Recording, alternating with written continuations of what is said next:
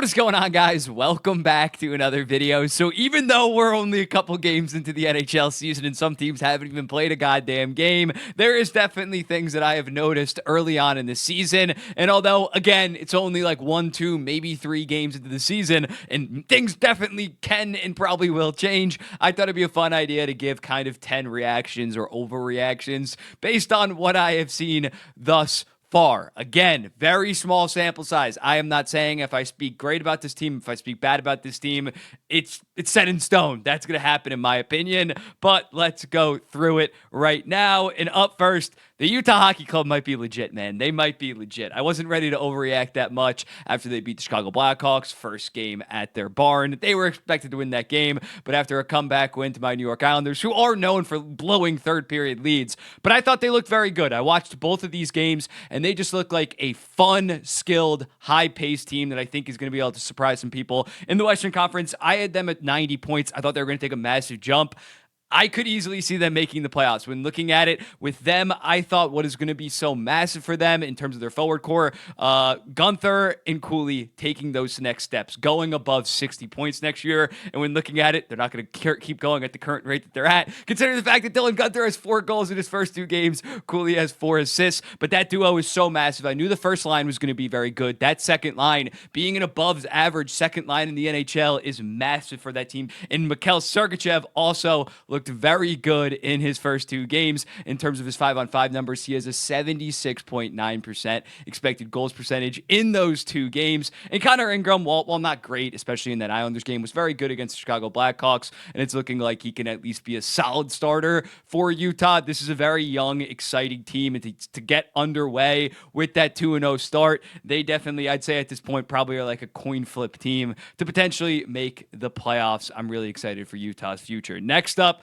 the Detroit Red Wings, the goaltenders. There's still a massive concern for them, as well as the defense maybe not being that good. In terms of last night's game, Husso allowed 4 goals on 14 shots, and Talbot came in and played better, but still allowed 2 goals on 14 shots. The defense allowed 3.35 expected goals against. The defense didn't play like that bad. It was mainly the goaltenders that shat the bed, but the defense still has a long way to go. And even in terms of 5-on-5 offensive production, they only had 1.45 expected goals at 5-on-5. Again, I think the forward core of the offense is going to be fine, but if the goaltending, if Husso, who is probably going to get sent down to the AHL at some point, considering that lackluster start, and if Cam Talbot can't really be just stable in net, this team isn't going anywhere, in my opinion. This was my number one concern, the goaltending heading into the season in the defense core, and every fear in that first game kind of was realized. And it's not like they played some very good team. They played Pittsburgh, who got their breaks absolutely beaten off by the New York Rangers. We might be talking about that game later. Not an encouraging start for the Detroit Red Wings. Next up, can we please now chill with the Silovs hype? I heard it all offseason. He was so good in the playoffs. He can walk in. We don't even need Thatcher Demko. He can play 35 games while Demko's dealing with his injury and put up a 9-15. No, it's you guys overreacted. Canucks fans massively overreacted. And maybe I'm overreacting to one game. That also could be true. But when looking at it, really rough first game for Artur Silovs. When looking at the fact that he gave up 6 goals on only 2.09 expected goals against, you got to calm it down. I think he can be fine, but anybody that was expecting legit high-end play from this guy that only had a 907 last year in 34 AHL games, it's not even like he dominated the AHL and was ready to take that next leap. You should be elated if he posts a 905 this season. You should be absolutely elated. I still think down the line he has potential to be a really good goalie, but anybody that was like, Demko's out 4 weeks, it's not going to be a big deal. And maybe it won't be a big deal because they got a guy like Lankinen, but anybody that was like, we're not going to miss a beat with going from Demko to Silovs, it might be rough. It might be rough for these first 4 to 3 weeks. Hopefully they can get by. Hopefully Lankinen can step up because Silovs is still unproven at the NHL level. And again, he didn't have this amazing AHL track record. My 4th takeaway, the Sabres are going to saber, man. When looking at it last night, they lost 3-1 to the LA Kings. Outside of that second game against the Devils, they outshot the Devils in the first game against the Kings, but they just can't find a way. They just can't get it done. And even in that first and third game, even though they outshot their opponents, they lost by a combined score of 7-2. And when looking at it, although 0-1, not a big deal, 0-2, not ideal, 0-3 to start the season, you kind of start putting your team in a decent hole. They need to start turning it around under Lindy Ruff, which I wasn't that hyped for with that hiring. Seemed like them playing on the nostalgia hits.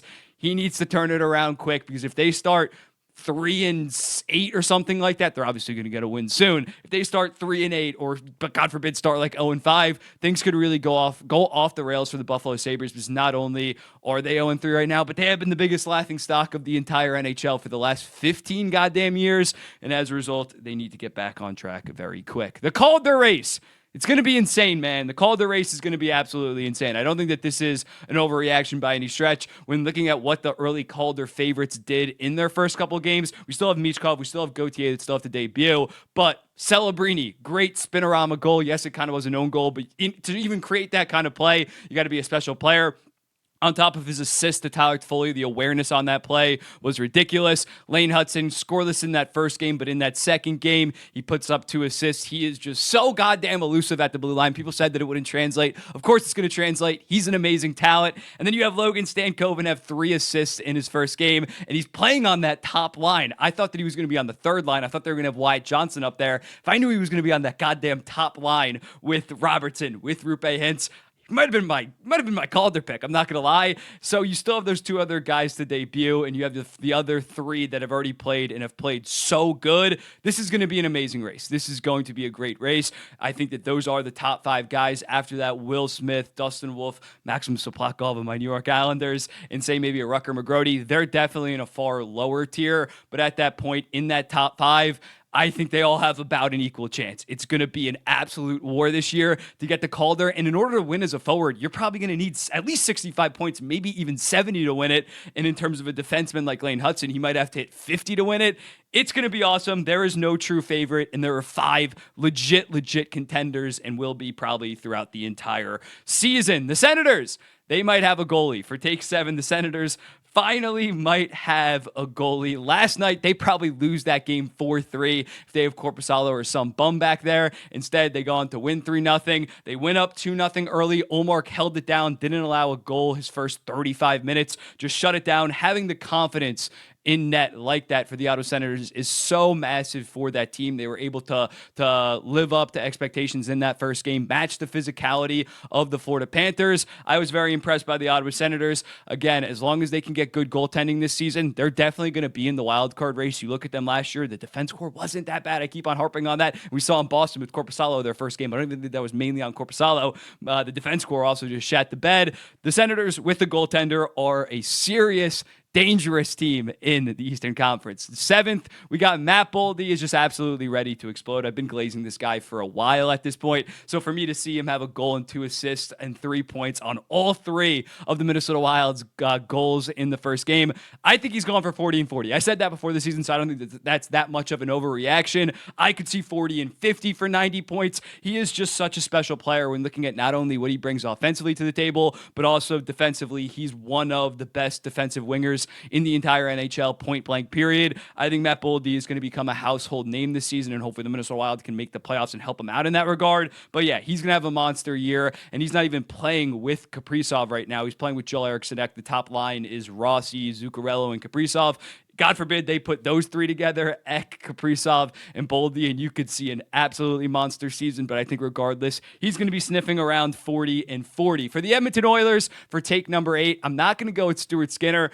I'm going to go with that second pair. That second pair for the Edmonton Oilers was not good last night of Ty Emberson and Darnell Nurse. 12 minutes, 14 chances against, 6 chances for, 2 goals against. The expected goals were not good as well. This is not good. Stuart Skinner's going to have shitty games. That's just going to happen. He is wildly inconsistent. You take the good with the bad. You look at him in games like 1-3 of the playoffs last year versus 4-7, sucked 1-3, great 4-7 when they really mattered. He's gonna have bad games. I'm not gonna massively overreact to one game. I know that he is a very inconsistent guy, and he's one of those guys where like once out of 15 games, your team is not gonna have a chance to win. After the first period, the game's gonna be over for the most part. This second pair, though, I was kind of optimistic for Ty Emberson. He put up good results, but it only wasn't like 30 games for the San Jose Sharks.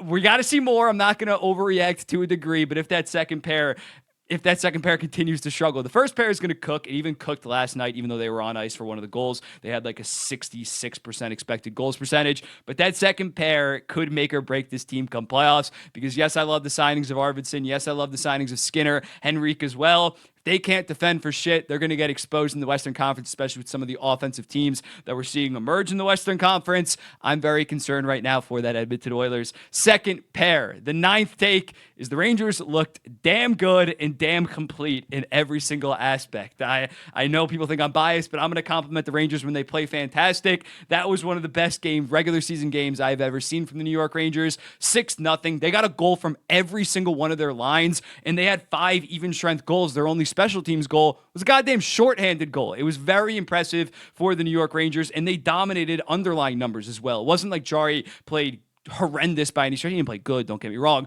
but the Rangers had 6.57 expected goals for in that game to the Penguins 3.26, which is still kind of high. They still have to tweak some things defensively, but when they play good 5-on-5 hockey, and obviously the special teams are going to be very good, but as long as they're playing just above average 5-on-5 hockey, which they really haven't the last couple of years, it's been more so average below average. If they can just play above average, not even good to great like they did against Pittsburgh Penguins with Igor Shesterkin in net, they're pretty easily a top 4 contender, maybe even top 3 with teams like Edmonton, Dallas, and Florida. Come playoff time, they're not going to, if they continue to play very solid at 5-on-5, they are not going to be this team that needs Igor Shesterkin to have a .935 in a season to advance. They are going to be a damn good team, and they are going to be one of the true contenders in the Eastern Conference that I think is a little bit down this season. It could potentially be the year that, I don't want to say it, but they could potentially make the Stanley Cup final and be the favorite to make the Stanley Cup final out of the Eastern Conference. And then lastly, we're going to leave on a little lighter positive note. The Sharks are just a fun team for my last take here. They're a fun team. Yes, they did blow a 4-1 lead last night, but I watched probably like 3 or 4 full Sharks games. I tune in at times like late at night, but like outside of the 2 times that the Islanders played, I probably watched another game. I was not watching Sharks hockey last night. Last year I was not watching Sharks hockey. Last night I was glued to that goddamn game. When looking at it, 69 shots between the 2 teams, and yes, it did go into overtime. We got 9 goals, Celebrini highlights. The Blues were also pretty exciting. So when looking at the San Jose Sharks, when they're on 10:30, 10 at night, I'm definitely going to be throwing on those games, falling asleep to those games, because the San Jose Sharks, although I still think they're going to be a 60 to 65 point team, I said fun. I didn't say good. I still think they're probably going to stink, and we saw some of those defensive warts come out last night. I think the Sharks are a really fun team. They're finally on the come up. They're still going to stink, but last year really was the bottoming out year. Now you have fun guys like Celebrini, like Smith, like Eklund. Toffoli really adds dimension to that team. So I'm excited to watch the San Jose Sharks play this season and just watch fun, young, exciting talent. So those are my 10 takes. The Utah Hockey Club might be legit. Detroit, the goaltending is still a massive concern and was confirmed last night. Shilov's, you got to pump the brakes on this guy. He's still young and inexperienced and didn't even have the AHL track record to warrant the hype that he was getting. In terms of the Sabres, not a good start, man. They need to pull it together quick, being 0-3. Calder, it's anybody's, man. It's going to be a war. It's going to be one of the best in recent memory. Olmark is a legit goalie, and the Senators are a legit team now, in my opinion. Boldy, 40-40 is coming, maybe even more, 45-45. Edmonton needs to figure out their second pair. The Rangers look like a complete team, and the San Jose Sharks are fun. I hope you had fun watching this video. Let me know in the comments. What do you think about it? Like, comment, subscribe. Go watch the first episode of the podcast. I'll be seeing you in the next one.